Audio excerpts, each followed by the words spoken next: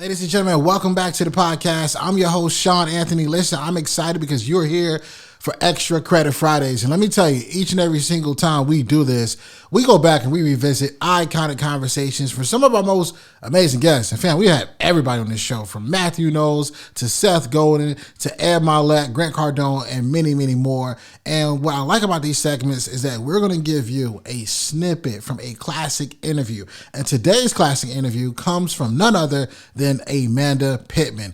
Listen, when she got on the show, I was immediately drawn to her energy because it came from so much high level confidence. And we talked about the power of your voice. In fact, we talked about paying the price for discomfort.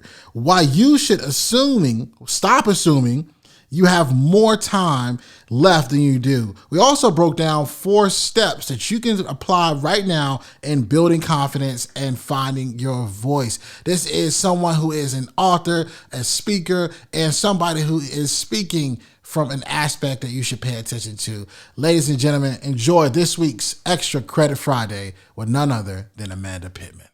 Let's continue to break some of your statements down, because I think you make powerful statements, but I want people to really walk away from this episode learning how can they apply some of the things you've said. And I also want to get into talking about what you got coming up. There's another thing you mentioned, and I wrote it down. It says, walking in your God-given calling, right? You talk a lot about walking in your God-given calling. If someone's listening right now, they're asking, all right, Amanda, how do I do that? How do we make that happen? I would say that your calling leaves clues. We don't know the entire path, and it's not our job to. It's our job to surrender to the God who already paved the path. And when we walk with him, we're going to be able to look back and see all along, oh, wow, I see a trend. I see a pattern. God has been using me in this calling and in this purpose. We don't know our calling and then step into it. We stumble into it. We really stumble into our calling. And you'll be able to find it because your calling leaves clues. Perfect example. I shared a little bit of my story. Whenever my husband and I were in college, when we first started dating, we started doing relationship videos together. And that wasn't my ultimate purpose, ultimate calling. I wasn't called to be in the relationship space in perpetuity. However, that little act of faith, that little act of putting myself out there, started paving a way for something I didn't even see coming. And so many times how our calling happens. That's how we discover it. It's because we're able to step out in faith, get outside of our comfort zone, and try something, and then it opens up a path that we would have never chose for ourselves. I thought I was going to be a professional musician. I was a flute player, still am. Maybe if I wasn't a professional flutist, then maybe I'd be a teacher. I taught for a year. But I realized the more I started walking in the line of outside of my comfort zone, the line of what is impacting people, what's making a difference, then I started to see a trend.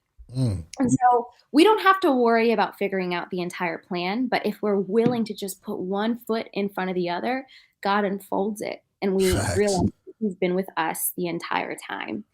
And I'll also say this, you're able to walk in your calling when you define your design and you align with that design.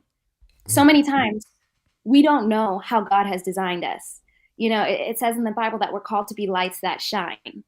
Jesus didn't tell us to be lights that water the grass, lights that refrigerate food, lights that play music. He has called us to be lights that shine, lights that do what they're designed to do.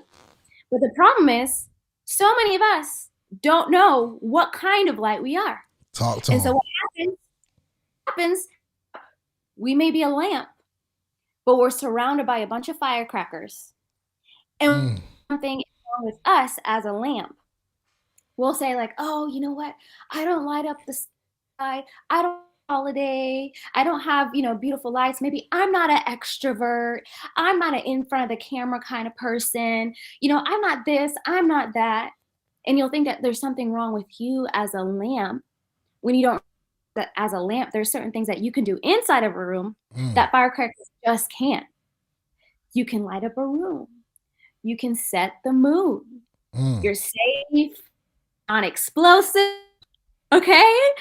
And Facts. so when we don't understand how we're designed, then we can't align with that design because we're comparing ourselves to everyone else. But whenever you define your design, that's how you know how to shine.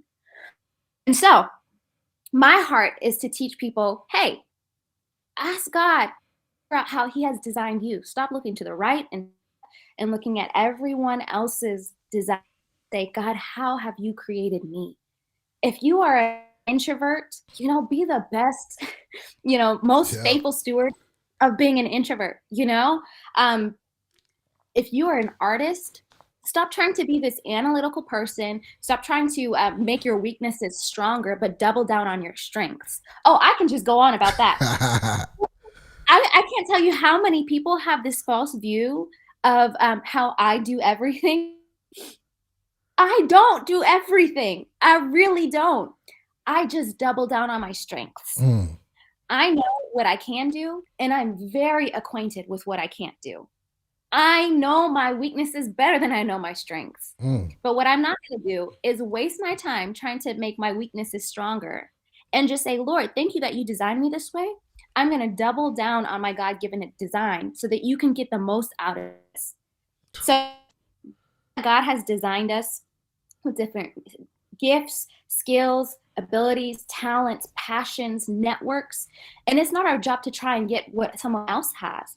It's our job to leverage and multiply what we have. And then that's when we're going to be able to say, you know what? I am God to use every single bit of me for his glory. But we don't get to have that unless we know how we're designed. And so if you want to walk in your calling, I would just say define your design, align with your design, and also just step out of your comfort zone and take steps forward, and you'll see that God has been using you all along.